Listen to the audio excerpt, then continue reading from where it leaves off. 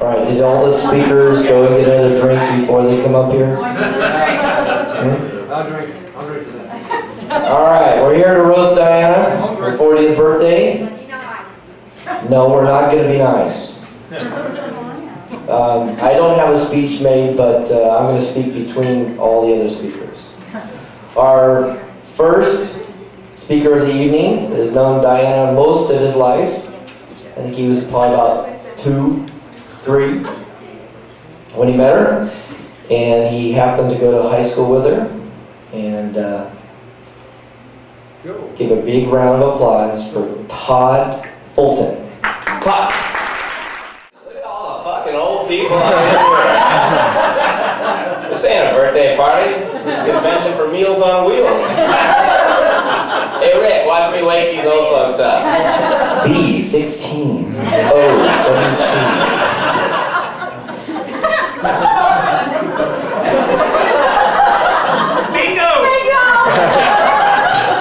You better check her card twice. Alright, I've got a little speech here. Hi, my name is Todd and I'm an alcoholic. Wrong group. Wrong meeting, sorry. I'm proud to be here at my cousin Diana's 80th birthday party. I'm sorry, 60th birthday party. I wasn't sure what to get you for your birthday there, Diana, so I set aside $200 and I bought myself a hooker. The receipt's in your card. By the way, it is a bingo card, too.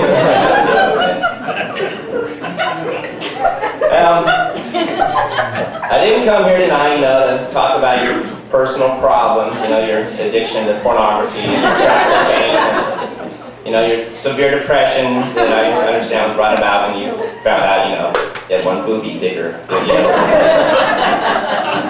I can't, however, offer an explanation of why your life's gone this way. Did you find her yet, Todd? She's over here. She's not over here anymore. You just keep on moving. Okay, the reason these things are in your life, it's simple. You're a Fulton. Okay? You're a Fulton. Being a Fulton, it comes with a lot of notoriety. Dysfunction is just kind of a part of our family, Your family tree shaped like a donut. Now, when you got married and you changed your name, all us Fultons just resigned ourselves to let you lead your normal, everyday life, So, now that you're once again a Fulton, Diana, you must make up some missed assignments. They go along with being a Fulton. Okay? Before you can, be a Fulton in good standing, you're going to have to complete 4 assignments. Now, you got 4 months. It's no big deal. You can have 30 days for each individual task, okay? All right, Diana, month 1, you need to become a lesbian. This is a Fulton trait. Now, I'm not talking about bi-curious, full-on lesbian. With pictures. Month 2. Sorry, I was still thinking about month 1. Month 2. You must commit yourself to a behavioral institution of some sort. Now, this can either be like the psychiatric severe care unit or a 12-step program, some kind that suits you more. I'll need to see a diploma from Trembling Hills, Diana, with your name on it. You gotta show us Fulton's you're as crazy as the rest of us, right? Okay, month 3, chain smoke. 5 packs a day. I think the old man can help you out on that. Alright, lastly, month 4. And now, this is the most important part, okay? Month 4. The most important step at all. Except the lesbian thing. With pictures. In month 4, you have to go broke. You have got to go broke.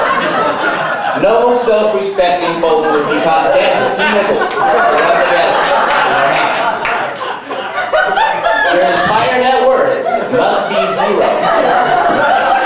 before taxes.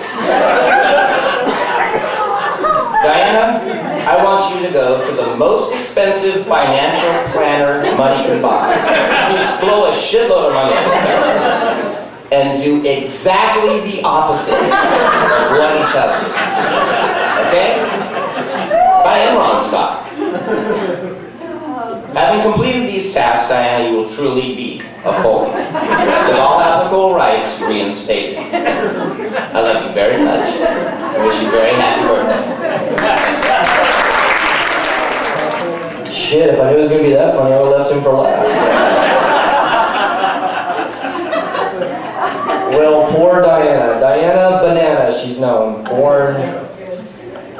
When were you born? Oh, that's right. 8/30/1963. And unfortunately, she had to grow up with me. No, I'm trying to make her a year younger, for Christ's sake, trying to make her feel better. Poor Dianna, throughout her whole life, growing up with me, one of the biggest things I remember is I had to bug her every minute I possibly could. And the one thing that bugged Dianna the most was that she'd be in trouble, of course. And she would have her door closed. And she would either be on her own personal phone, which I wasn't allowed to have one, but she did. So every 5 to 10 minutes I would walk by and slam her door as hard as I could and go, "Hey!" Oh, that drove her nuts, like you wouldn't believe. I think she's still recovering from that today. Our next speaker, see, I told you I should have left time for last. Okay. Our next speaker is known Dianna for 17 years, I believe, because her anniversary is tomorrow. Is that correct? 16 years. Today. Happy anniversary. Our next speaker will be Paul Clark. Now you know what you look like when you see it on published. That's a tough act. I didn't intend to follow it the same way. Happy birthday. You're looking real good for 40, especially with that dress on. It's an entirely new meaning to reading the fine print.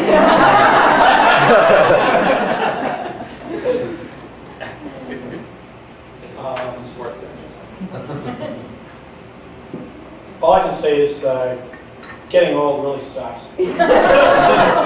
Those of us that are over there already know this. Things start to sag and drag, no matter how hard you try. But there are some good sides to it. I think most people will admit that turning 40 for them was a period of self-discovery, looking at things that they valued most about themselves and keeping those parts. Maybe shedding some other parts that were weighing them down this time in their life.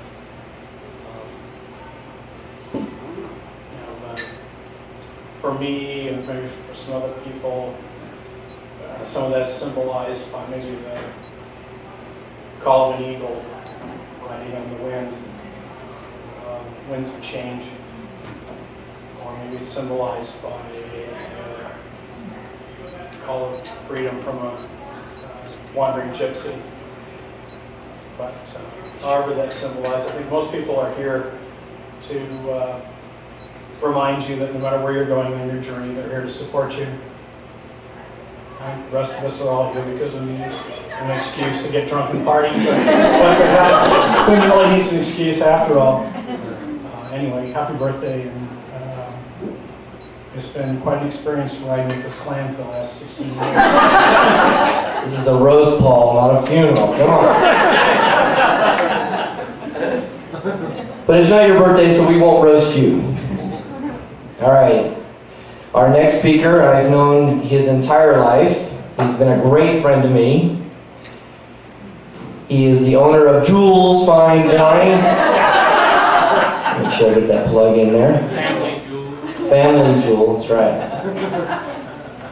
And if you're out at, again, Safeway, 43 stores, Northern California.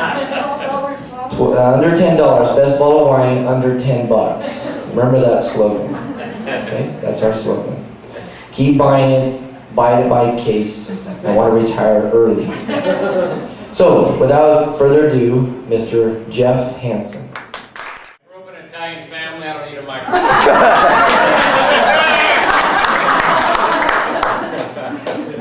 I like having rich friends like, well, he goes by Richard now. He said it was at Arden Hills, so I had to rent this tonight. I'm sending you the bill. So I thought I had to dress up, otherwise I'm going to park the Mercedes. Anyway, it's great to be here for Diana's birthday. But one thing I'd like to demonstrate, because I think this is it's a great scientific advancement that has happened. Richard, if you can stand up, please. Which Richard? Yeah, you. Diana, if you can stand up. Oh, I think all of you can see. All of you can see evolution does work.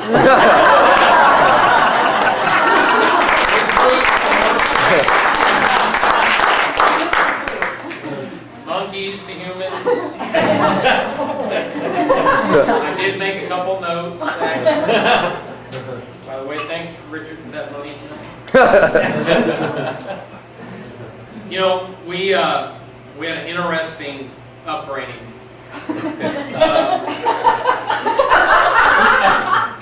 Those that have been there know. Well, the reason that I consider camping a Motel 6 now is because of the times that I spent with the Fulton. Because they some way convinced my family that camping was a great deal. Actually, camping for me is Holiday Inn, roughing it to Motel 6. But we all had a lot of time together camping. A lot of dirt. Bathrooms that never worked, a lot of outhouses. And what was interesting is that there was myself, Ricky, you don't mind me calling him Ricky, my brother Mark, and Dianna. So she was only, you know, there was one girl, 3 boys, which, God bless you. Sorry about that. I guess it was, you know, it was that time that, you know, it was fun spitting on the girl, you know, farting around her, you know, doing all the stuff, you know. And another thing that I learned about the Fultons, my father, God bless him, we never had a pool. Let me take that back. We bought the Fultons used pool. And you can imagine, you don't move a built-in pool. It's a go-boy. It's one you can transport. But we learned about having a pool when we went to the Fulton's house. And so, you know, Dianna would be in the middle of the pool, and all the 3 boys would have their inner tubes, and we would make big waves, and Dianna couldn't breathe, and we could sink her, and so we had a lot of fun doing that. Well, Ricky probably didn't, but I mean, you know, Mark and I just probably had a crush on Dianna because she was the only girl. Maybe Ricky did, I don't know.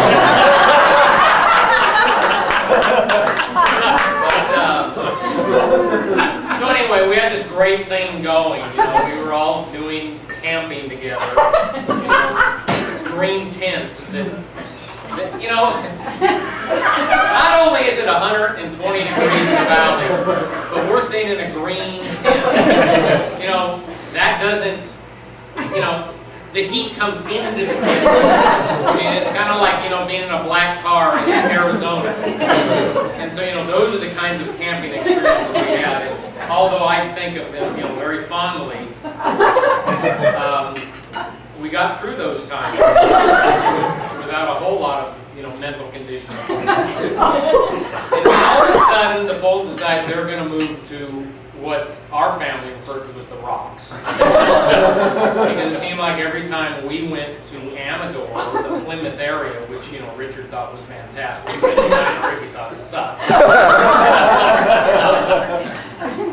We got to participate in collecting rocks. That's all there was.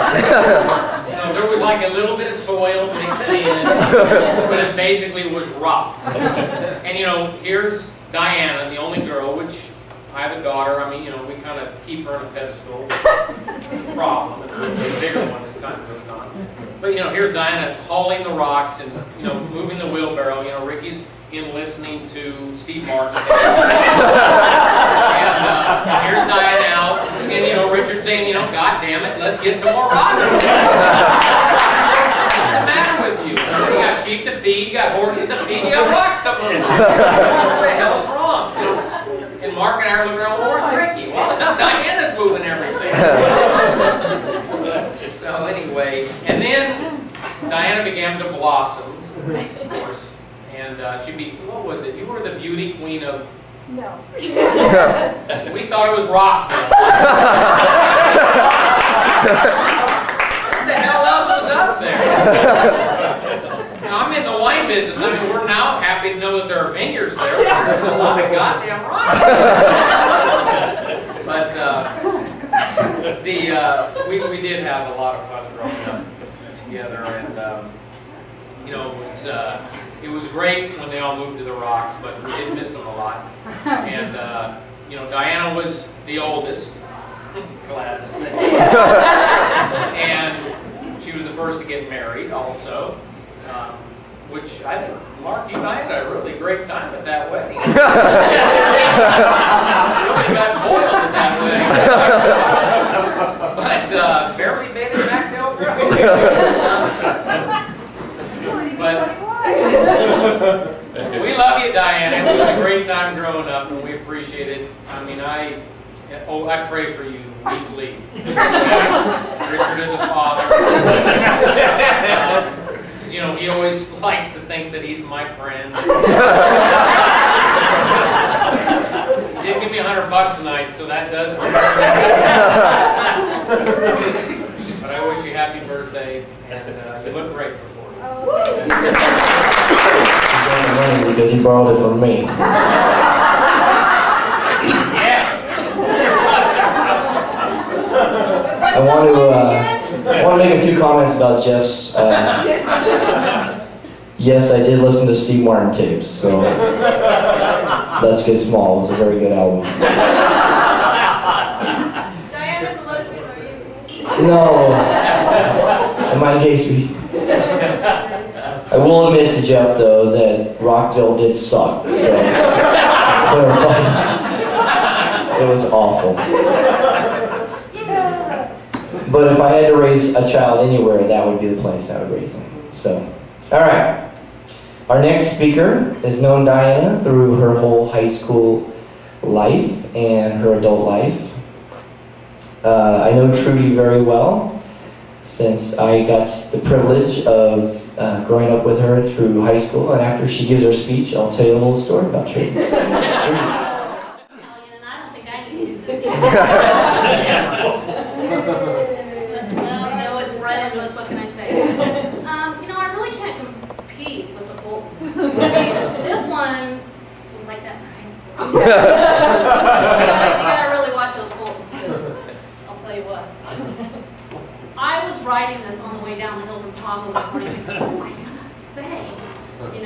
There's too much stuff I'm not supposed to say because Richard's here. And they don't even talk about things like that. So. I'll tell you about it later. Dianna, about turning 40. I can't even imagine that we're 40. Because it just seems like we were just 15 and doing things we weren't supposed to do. And now we have kids that age that we're going, oh my gosh, are they doing that now? It's really scary. There's just a couple little things. I did have to write all this on a card because I am 40. So that'll happen to you, so don't worry. Start writing things down you'll never remember. Let's see. I'm not as creative. I didn't take drama taught. I don't know. Just that's it, I stayed on the athletic field. You stayed in the drama class. One thing that comes to mind was that I know Diana's going to remember this the second I talk about it. Is damn goose. And those of you that probably have gone to their house in Rockville, that I call God's country. I swear this goose knew my car, because my car was bright orange, and when I would pull in that driveway,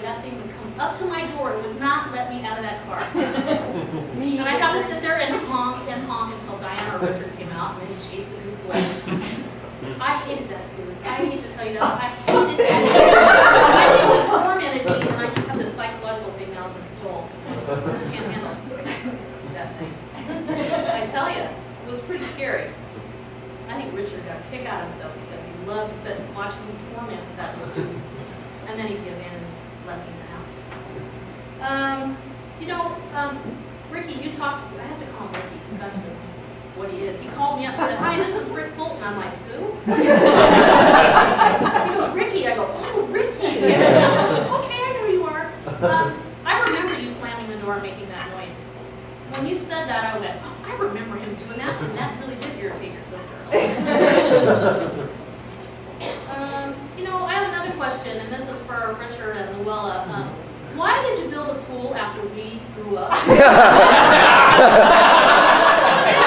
heard you had pools down when they were younger. What's up in Rockville? We were all grown up and on our way, and Richard said, "Cool." Let's see. I had a couple little things, once when I turned 40 that kind of all of a sudden hit me like a brick. Every morning when you get up, Diana, make sure you take note on this, okay? Because something new will hurt. It won't hurt the next day, it'll be something new. Don't worry, it'll make its way around. And it's not like it didn't do it at 39. It didn't do it at 39, 40. It was just, oh, there it is. Let's see. One thing I really miss is being asked for my ID. What's up with that? Can't they just be nice and ask for your ID? They won't ask for your ID, so don't worry. And then when they do, you'll go, "Oh, that's the person you want to hang out with." I went to, Ernie and I went out a couple weeks ago to this bar, and I'm looking at these kids drinking in the bar. And I'm going, gosh, that person's way too young to drink, way too young. And I'm like, "What, dear? They're 20 years younger than you are." I'm like, "No way." You will notice that, and that was a big thing for me, was thinking, God, these kids are way too young. I'm like, "What, really? They are 20 years younger if you think about it." And I was like, "Oh my gosh." A couple little things is that Diana and I were really good friends in high school. We were inseparable. It seems like we were together all day at school, on the phone all night. Diana got her own phone, Rick, because my dad would have an 8 timer. I know she remembers this. He would sit right by me on that phone. And the second that went off, if we weren't off that phone, we'd be both in trouble. And you guys are together all day long in school. What do you have to say all night long? Well, you have to talk about all those boys and stuff like that. And all those secrets we were keeping from her dad.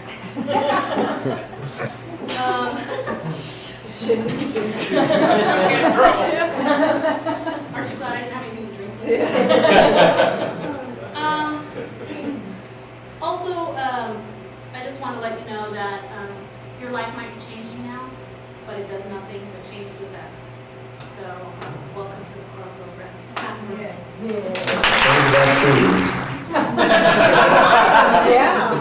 Trudy made me a man.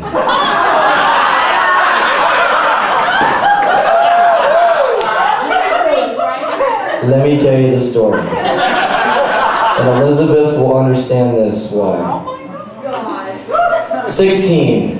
I was 15 or 16. Trudy, Todd Randall, Grant Reynolds, for those who may know who Grant Reynolds is. Dinah was dating the star football player at the time. He was hot. I came home just minding my own business after football or some stupid thing like that. It was a Friday night. My parents were gone, like usual. So it was really easy to screw off once they were gone. So Dinah brings her friend over, Grant, and Trudy, and Todd Randall. I didn't know about this. That's one of those things, Will. So I just quietly do my own thing. I heat up some spaghetti, and I have this huge bowl of spaghetti. So they started to call me a pussy because I wasn't drinking with them. They were having beers. So I finished my whole bowl of spaghetti. I had my very first beer with Trudy. and then my second, and my third. I had 6 in 1 hour.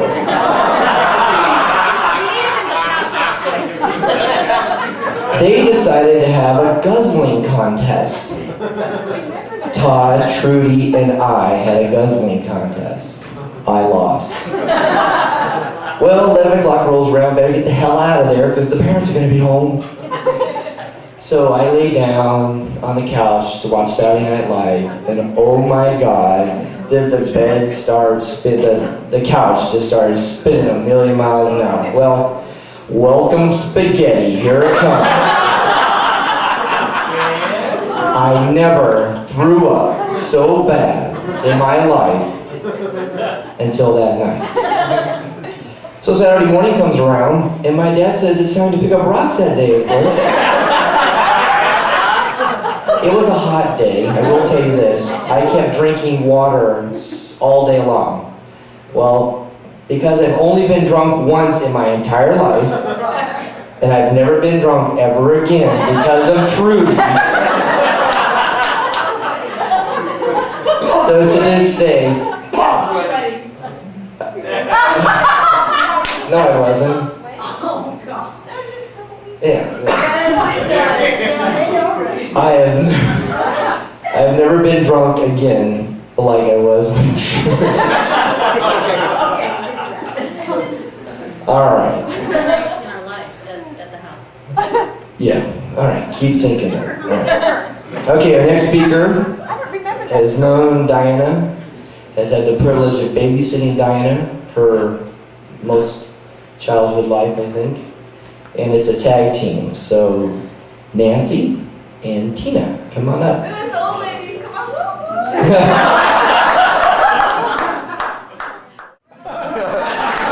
We're very Italian. I guess we shouldn't use this, huh? Yes, no, maybe? Yeah. Yeah. Yes? Yeah. Okay. When Rick called me and asked me to do this, I thought, oh, this will be so fun. And then I hung up the phone and I went, oh, shit.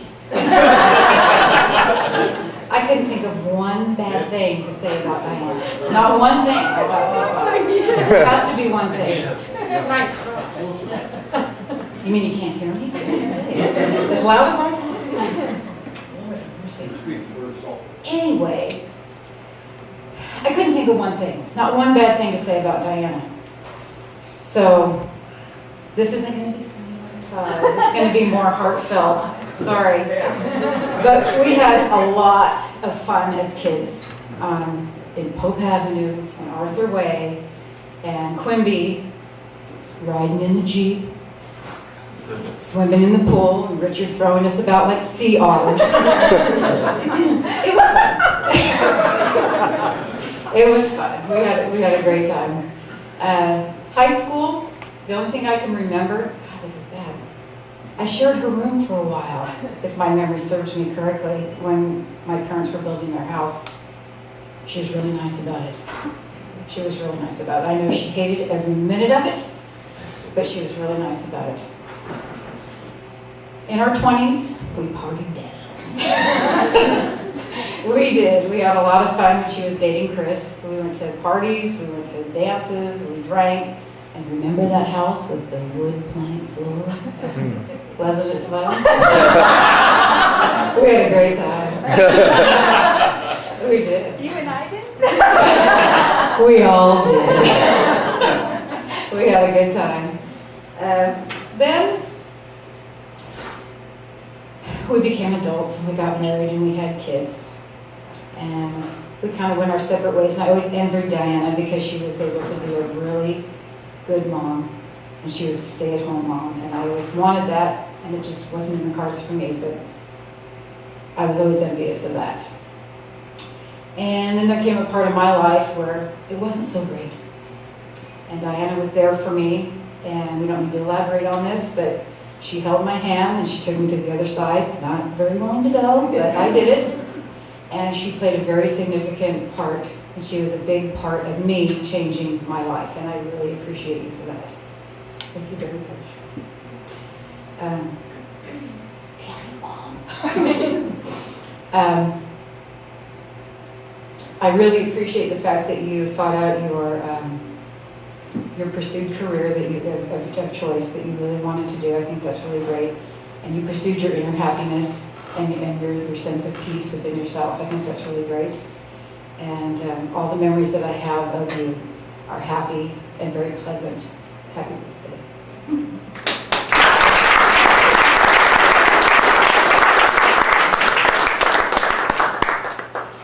So just to elaborate a few minutes, Tina and I wrote a poem for Dianna for tonight.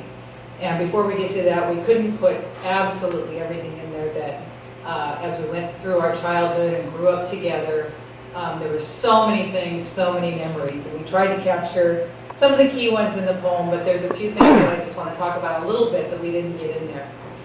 And probably the first thing that comes to mind is growing up together and really just being, we're aunts to Dianna, but really we're sisters. And we grew up together. We were at Mom and Dad's house. We were at Lou and Richard's house, and just fabulous, fabulous memories that, you know, we can never replace, and I'm really grateful that we had those times.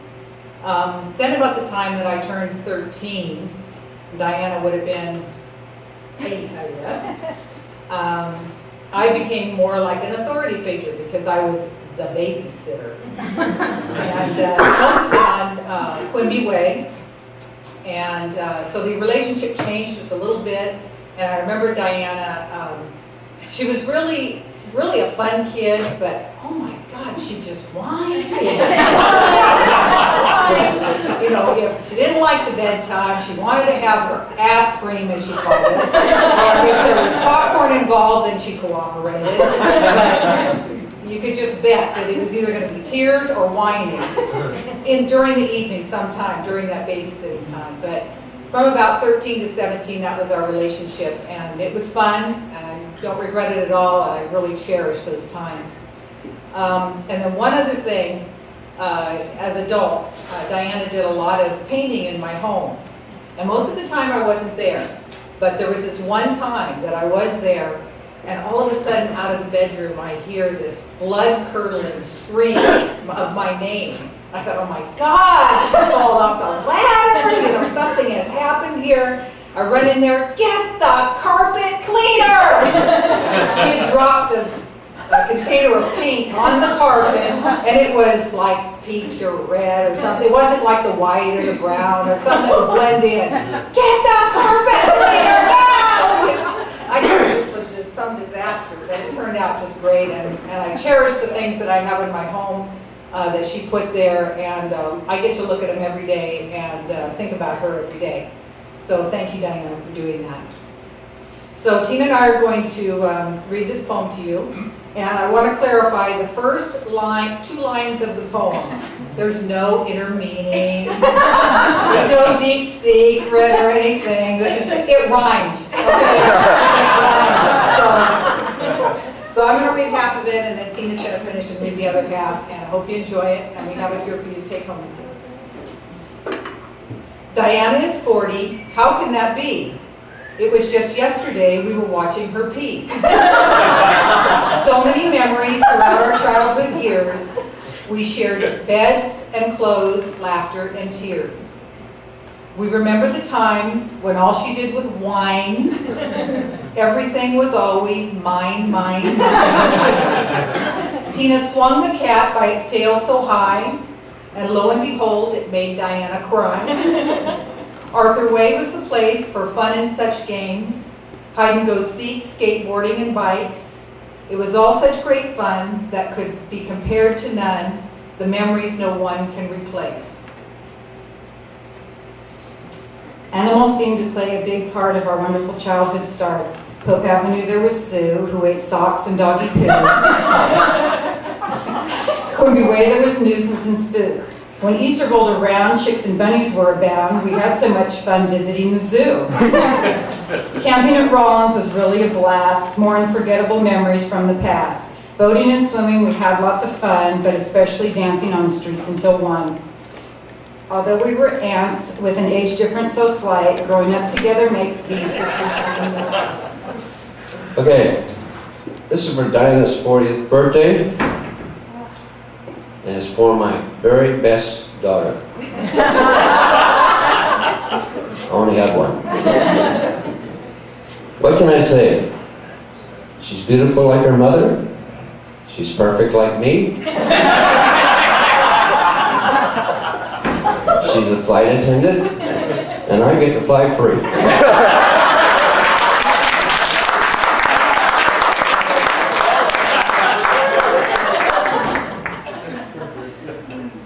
Just a minute. I think I remember something else. September 3rd, 1962, the exact date of my first year wedding anniversary, my dear, lovely wife brings home this little pink thing. That's when the fun began.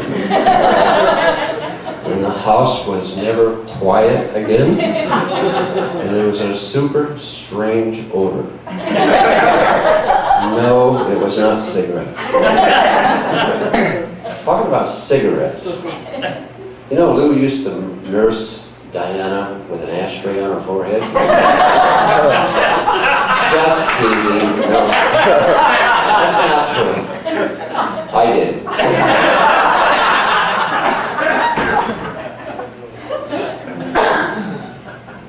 So as life moved on, we taught Dianna how to walk and talk. Super big mistake. She wanted to know everything. We'd be driving down the road, she'd say, "Daddy, what's that sign say?" It says stop. Why didn't you stop? We're going to Granny's house for dinner. Can't be late. What's that sign say? Go. And then, what's that sign say? It says A&W root beer. And you know this kid, we could go to Granny's house every Sunday and have dinner.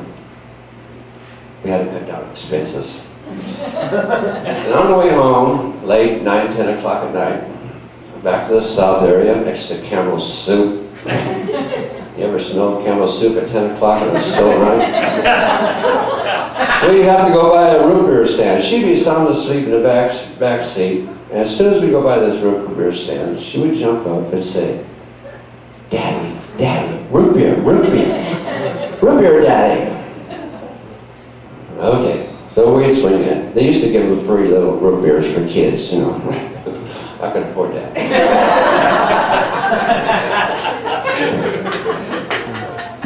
Then later on, when we become a teenager, she became a teenager, I never allowed her to date until she was 16.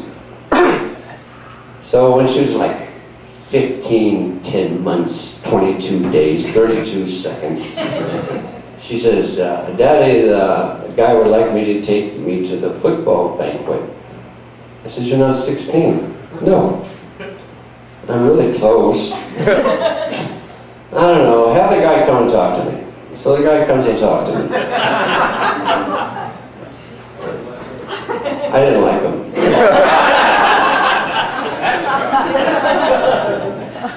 I don't really have anything against Mormons, but he was a Mormon. He also was the quarterback of the football team. No, not a wide receiver, not a lineman. Has to be the damn star of the team, the quarterback. So anyhow, she got to go. And I talked to the guy. I said, "Okay, I'd like you to have her home at 11, and not 11:02, 3 or 4, 11. He was home, had her home by 5 to 11. It worked out. Other problems that we had as a teenager. This is good. When she started driving her own car, actually my 1972 Ford Courier, slightly dented on every fender there was. I'd say, "Okay, if you're gonna go out tonight and take my truck, I'd like you to home around 11. Is there a problem?" "No, Daddy, no problem." So at 11, I'm sitting in the living room when I was allowed to smoke in her living room, waiting for my child to come home. Is she there at 11? No. 11:30, I see my truck drive down the driveway. She walks into the house, and I said, don't make any plans for next weekend. We got some rocks to pick.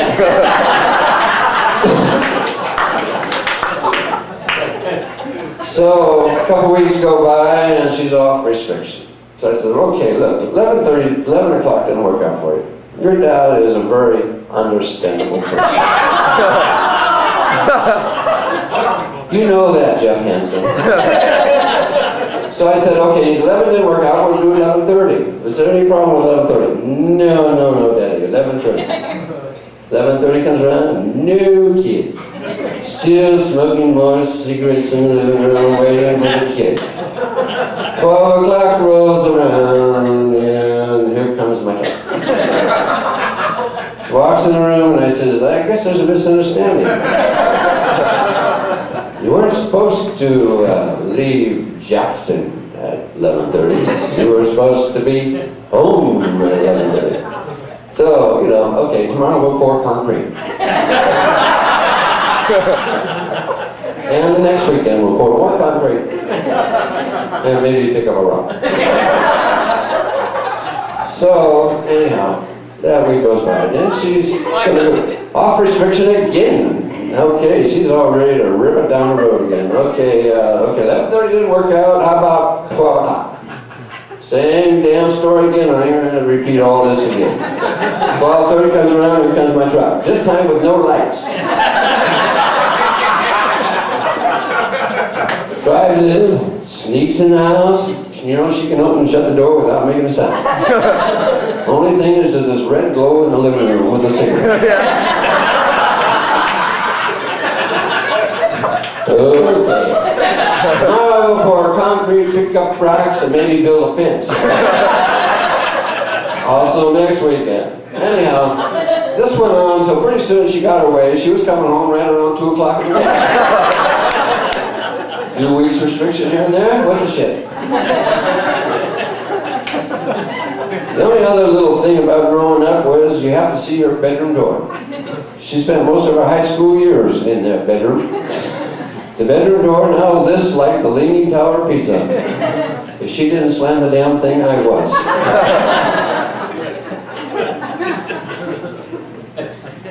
Okay, I got a few more things here. Everybody that knows Dianna real well might agree with these. And if they don't know her real well, she'll probably still agree with them. And the first one is that she's exactly perfect, just like her dad. Disposition, wonderful. As long as everything goes her way, just like her dad. Money, spends it like water, just like her dad.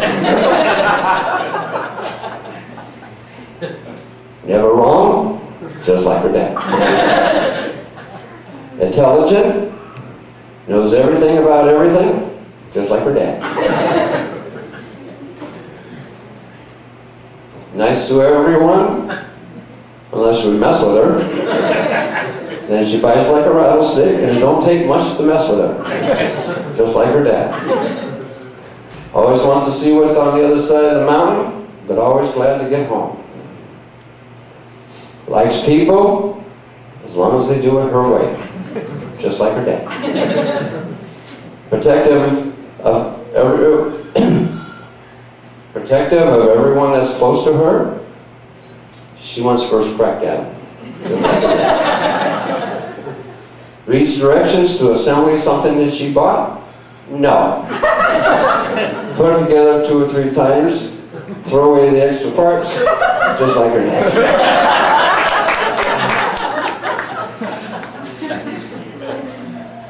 Beautiful? Yes. Just like her mom. You got that right. Independent? 100%.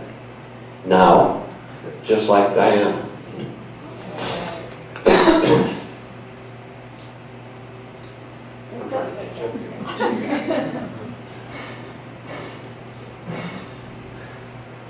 At the ripe old age of 40, she's still Daddy's little girl, if she wants to be or not.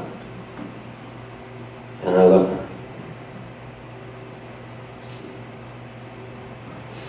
Yes, I love her brother too. A quote from my grandson Corey, I love them both the same. As a parent, you gotta say that civilly and rightly and everything you know. Now I'd like to thank Dianna's friends, relatives for coming to her 40th birthday. And special thanks to my son, Ricky, Richard, Corey, and his beautiful wife, Lisa, for such a great evening. Thank you, Ricky and Lisa. I want to comment on that speech. If she got in trouble all the time, why did I have to help do all the semen and the rocks? That's bullshit. You owe me big time. Christ. I want to tell a story that I told Dianna last night that I want to share with you. I was about 13. Dianna was probably about 14, 15. And probably for a week or 2 weeks, I would go around. There was this kid on our block, and our block was like, next neighbor's a mile away. But the kid that was her age at the time was a guy named Joe Barnett. Oh, Jimmy Barnett, that's what his name is, sorry. Jimmy Barnett. And again, if I didn't have enough time opening her door and saying, hey, I would go around and tell her, Dianna's humping Jimmy, Dianna's humping Jimmy, Dianna's humping Jimmy.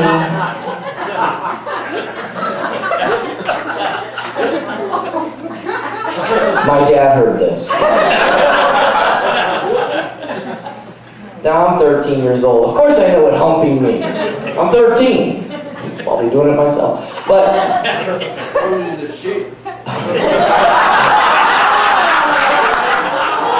so he sits Dianna and me down and says, do you know what the hell you're saying to your sister?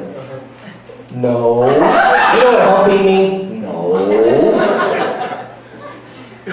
I learned that day.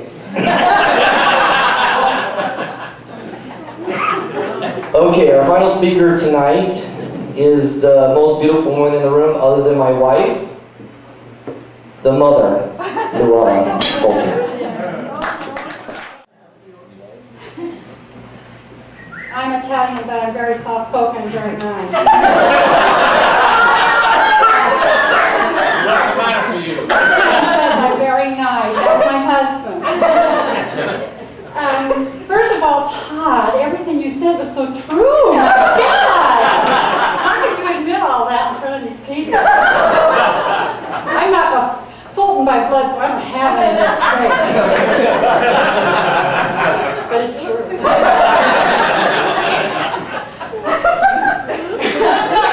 Yes, ma'am. Oh, yeah. Well, we won't go into that one yet. I have one story I'd like to relate about Dianna, and it's when she was a baby, and she was, I think, around 1 year old, and we had gone to San Diego on a vacation. Oh, God. This was the first time I realized that my daughter was going to be the artist she is today. And all of you that have seen her work know what a great, great painter she is. Well, she was 1 year old, so we were married about 2 years, I think. Right? And we were staying at Richard's aunt and uncle's house, and they didn't have any children, so they let us have their bedroom, a lovely room. They lived in San Diego. It was a beautiful view of the ocean, lovely house, lovely. So we go to sleep one night. We'd been there maybe a day, and my mother, we had no money, we had nothing, we were very poor. So my mother, because I had 2 younger sisters, I had given me this portable crib that you can take apart and put together, and we'd take it everywhere with us. So we put that up, and we put Dianna in the crib, and went to bed, and we wake up the next morning, and I rub my eyes, and Diana, of course, is away playing, having a gay old time, and I look. She's right across the room from me, and everything is brown. She was painting herself, the crib and the wall, this amazing brown color that she had acquired from her diaper. Of course, as I said before, the aunt and uncle didn't have any children, and to this day, I think that's the reason why. Then we cleaned it all up, though, and everything was well. The aunt and uncle never did see it. I was a fast mover in those days. I was only 19, you know, I could clean up quickly. The other story I want to relate about Diana is, and I've never heard the end of this story, and I'm goddamn sick and tired of it. You guilted me into this speech, so damn it, I'm going to tell the whole world.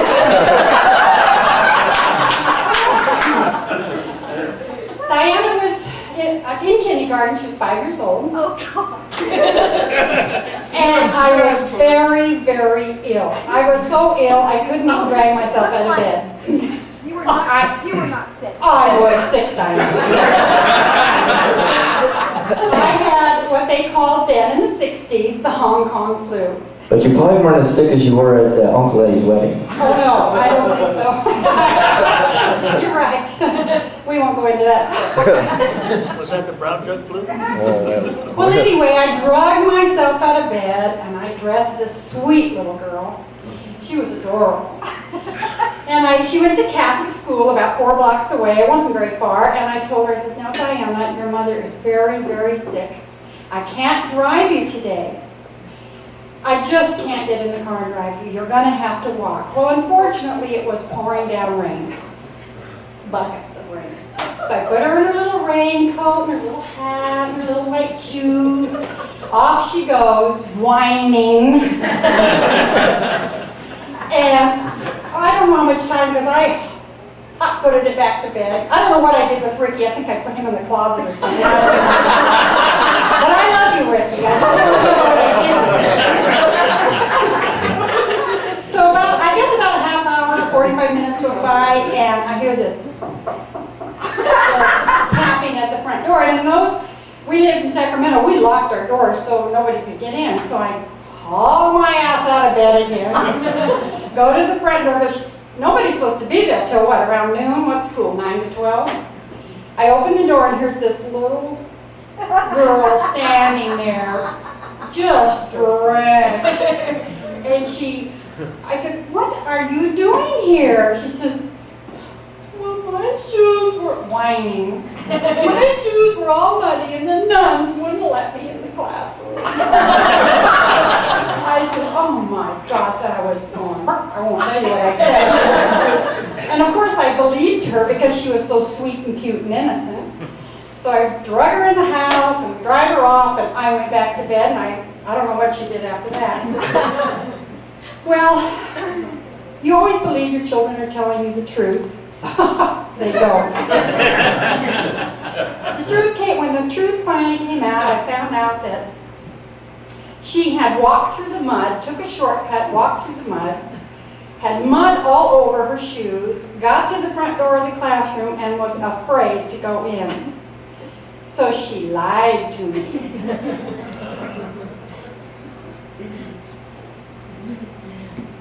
And at the ripe old age of 40, she's still holding that against me. I hear about it monthly. But I was only 5. Enough of that. Diana had several nicknames growing up. One was Dee Dee, from her Grammy. One was Diana Banana, and I think she acquired that from her brother. I'm not quite sure where that one came from.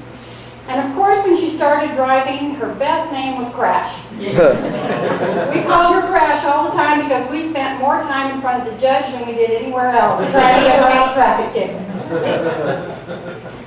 Luckily, she hasn't got a record yet. I want to end this by saying Diana has been a joy, a challenge, and my best friend. She's very artistic, intelligent, beautiful, and I wouldn't trade her for anything, even though on occasion she tells me to eat shit and die. I never tell you that, Mom. I never told you to eat shit and No, die. you never did. No. You're the good son. In fact, I was home at 11:30 when they said to be home at 12, so. All right. 11:30 the next day. No, I was the good kid. I learned everything from Dianna. Don't do that. All right, before we go further, and the only thing we have left is, again, the host or the person we're roasting tonight. I have a 4-minute video I'd like you to watch. But before we do that, I would like to specially thank Grampy and Grammy for coming here tonight. It's really hard for her to get out, and it means a lot to all of us that she hears tonight. So thank you very much.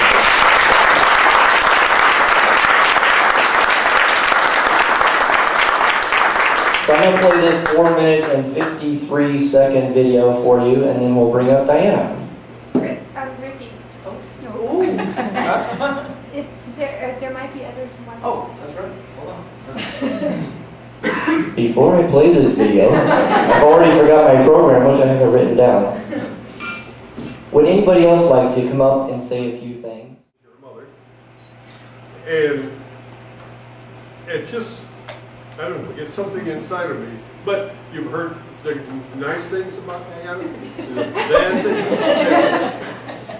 But you haven't heard anything about her mother. And I know. That's it. Family tree kind of looking like a donut. Reminds me of the question, if a man and woman from Plymouth get married, are they still brother and sister? Which leads me to believe that Dianna actually had an extended family beyond what she had here, her direct relatives. And that's her friends, at least what she used to call us until probably tonight, including Nancy Coleman, myself, and a couple others. I first became associated with Dianna through her children, actually, Jason, Jenny, through the swim team. I coached their children. They paid me well. You still owe me $550.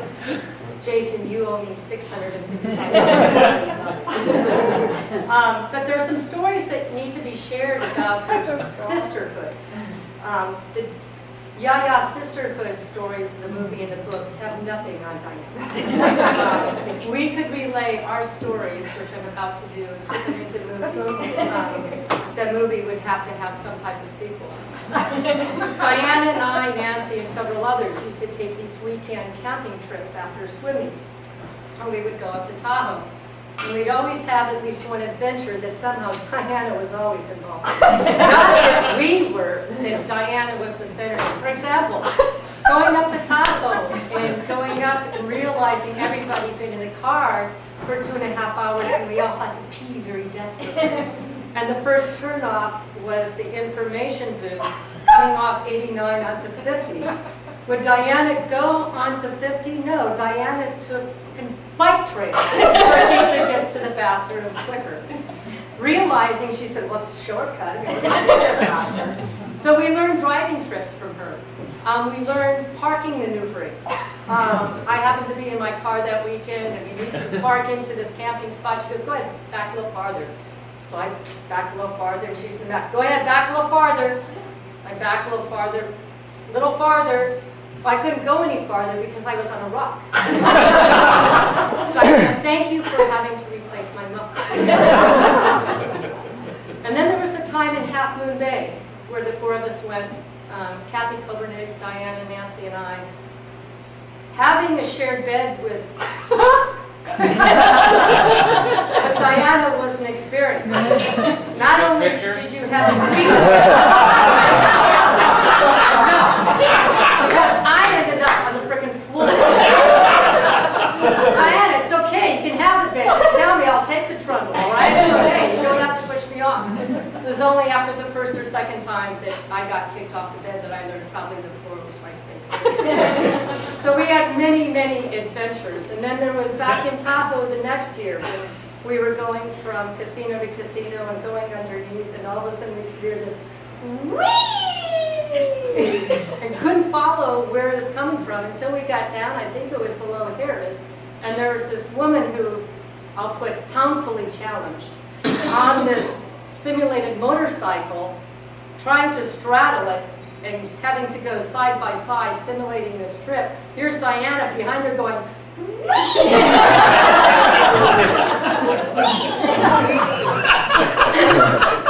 not long after that, leaving Paris and going through the underground, realizing, Dianna, there's somebody following us. No, there's nobody following. Dianna, somebody's following. No, there's nobody following us. Remember Two Socks? Of course.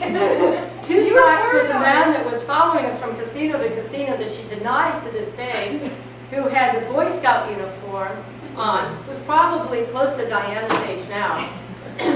Tube socks up to his knees, and would follow us from where to go. Not that he was following us, but we figured because of her astute beauty, he was probably following her after all.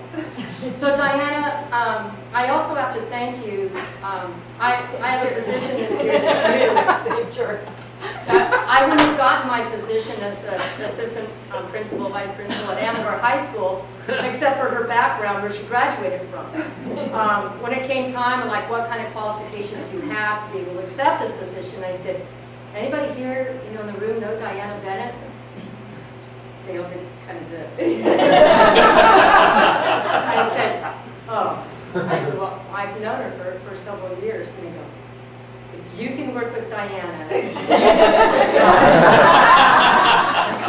So Dianna, thank you that I'm able to do that. Jason, this doesn't bode well for you, since you are now at Amador also.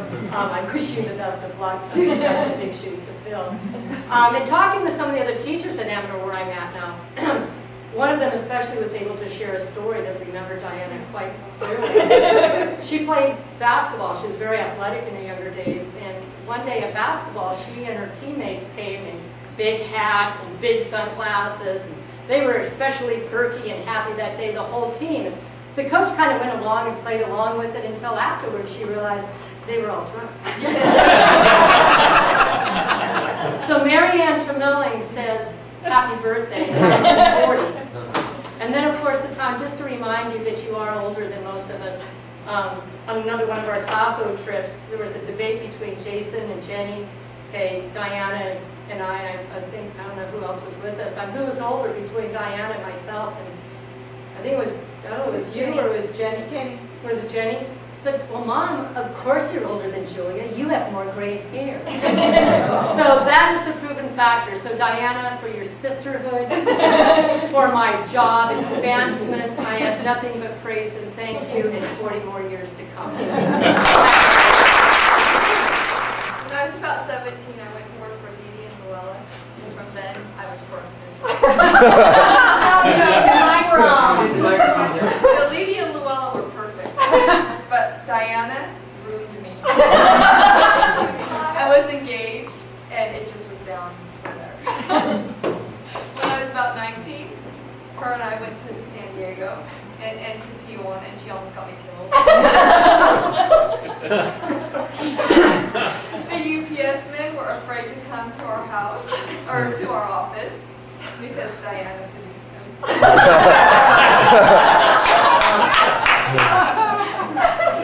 Who seduced them?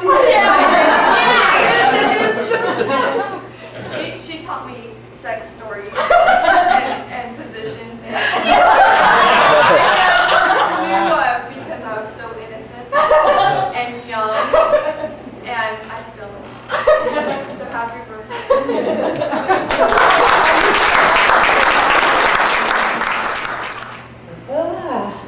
Do I have to remember all of that? They say that it takes a village to raise a child. This is my village. No wonder I'm every week in a psychiatrist.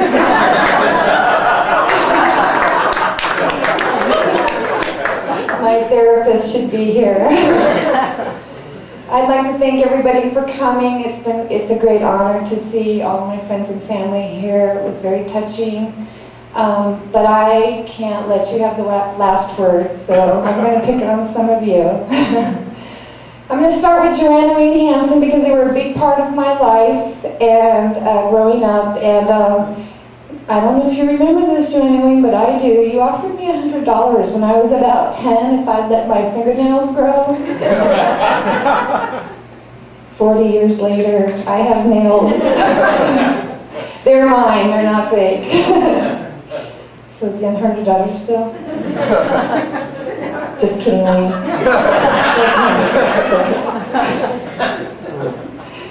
I'm going to just look around the table. Deborah DiAgostini. I didn't know anything until I met you. You corrupted me, girlfriend. The UPS drivers were afraid of you. I didn't know a 19-year-old girl could know so much. And then I went home and asked my 19-year-old daughter, do you know all that stuff? I've got my good friend Sheila back there. We went to high school together, and 12 years went by where we didn't have any contact at all, and now we're friends. We've rekindled our friendship. It's been a blessing in disguise, and I appreciate that. Thank you very much. Nancy and Julia back there, paybacks are a bitch. You're so nice.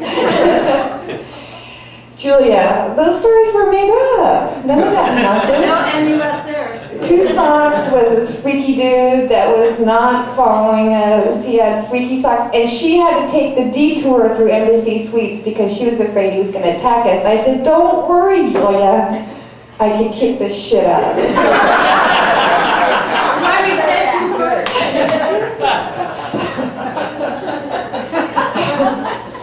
All those camping trips with Jeff and Mark were all true. That's all we did every single weekend, go camping. And we would sit in the fire pit and watch our parents get drunk. Happy hour was a very long hour.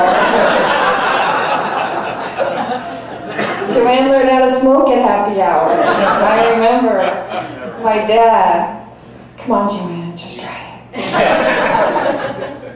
You can do it. Just breathe in. You don't have to inhale, just breathe in. That's a very clear memory, I don't know why. Ricky, you were always the favorite. Always the favorite. I got in trouble all the time, but it was like, why can't you be like your brother? Gets good grades. He doesn't get drunk. Comes home on time. Oh, God. And let's go right to Todd. No way. No how. The only part of the Fulton trait is the mental institution. Never gonna smoke, never gonna be a lesbian. Okay, where else can I go here?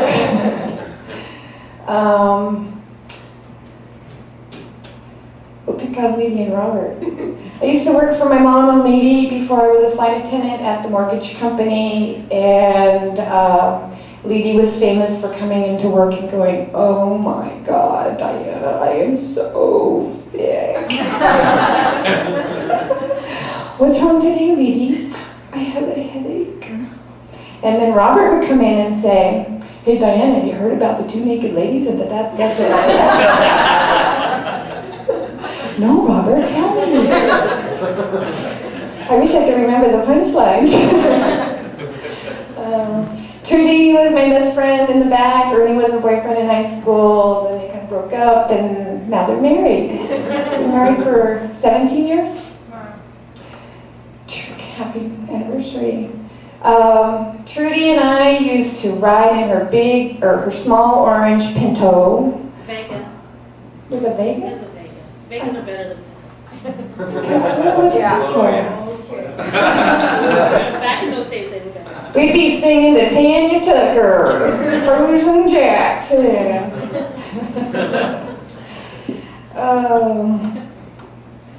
Trudy, we don't have that goose anymore, it's okay. Thank God. Might come over and visit us? Yeah.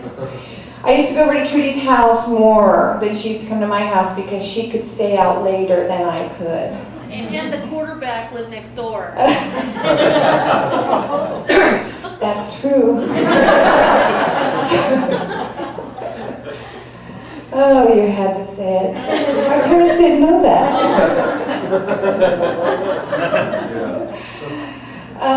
Steve and Rosie McCarty, longtime good friends, good neighbors. Glad you could come. Thank you so much. Rosie used to help me with my painting and my business, and she was a great person keeping me on track. I was very disorganized with my paperwork, and I was a scatterbrain, and I would just throw it at her, and she would make it all organized. And then when I was audited 5 years after I quit the business, it was in perfect order. Thank God I kept it all.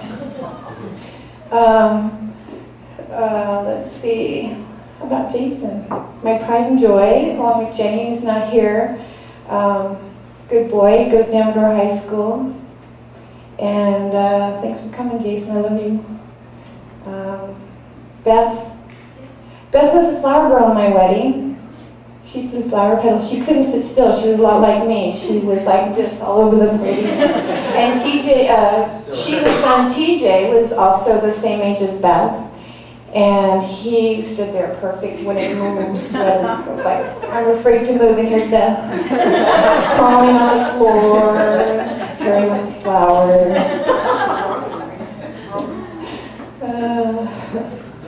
And then there's my sister-in-law, Lisa, who's been very supportive to me for the last few months, and I appreciate that, Lisa. You're a great gal. I'm glad you're married to my brother. And then, of course, there's my big, wonderful Italian family who loves to eat.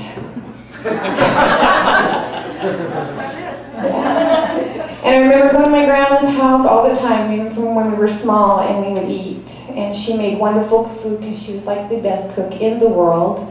And lots of food. It never ended. We invited all the neighbors, and if we had friends, we could bring the friends. And it was always good food, and we hurt our feelings if we didn't eat. So we did eat a lot. Now I'm on a weight program. No, I always enjoyed your cooking, Grammy. It was great. And then I had my grandpa, who would do these little games like, you see this? Well, you better watch out for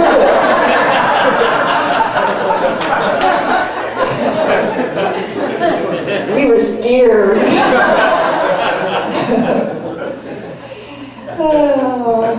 Then I have my beautiful mom and dad who have been very supportive and encouraging throughout my years, but mostly at the present time have been the backbone of my independence.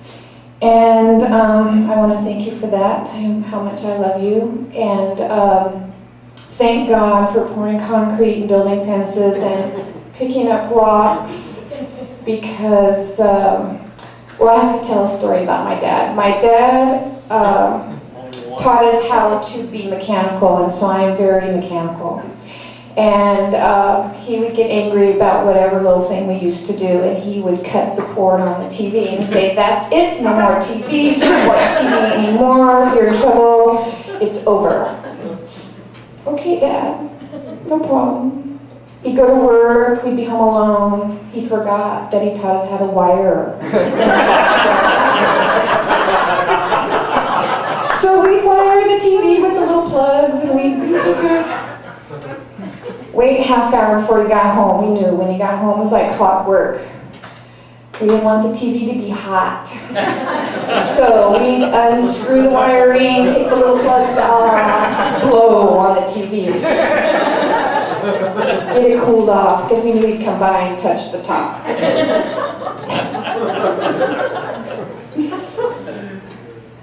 I also remodeled a house because of all the things my dad taught me outside. And that little comment that Nancy and Tina made about taking a sledgehammer to the walls is very accurate. I've chopped down many walls, and poor Chris would come home from work and he'd go like, where'd that wall go?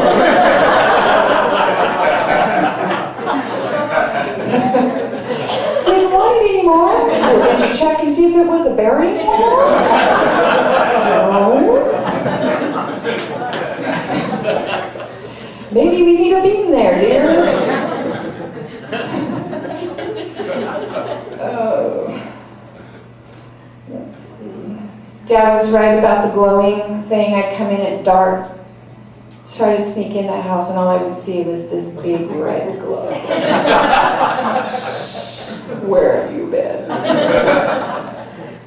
Nowhere, Dad. I was at Trudy's house. Well, at least next door. We were cruising in the Vega. Let's see, what else can I talk about? Tina, I gotta talk a little bit about Tina because we have had a lot of ups and downs together. Well, my favorite story with Nancy and Tina is the one where we were babysat a lot